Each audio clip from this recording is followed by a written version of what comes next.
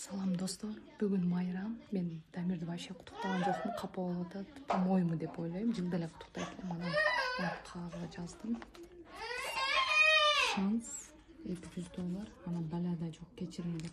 Кайсы бириң тандаса ошол берек болот. Азыр мен колума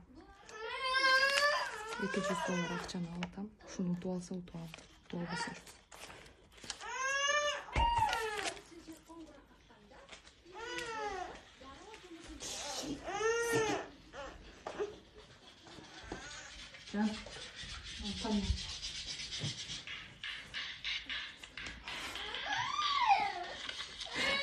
жакшы ойлонуң. Бу жерде бирөөсүндө даже эч беле жок.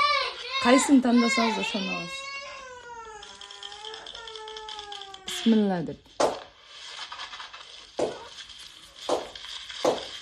3 нерсе бар. Үчөө тең сизге важный. Бирөөсүнөн башка.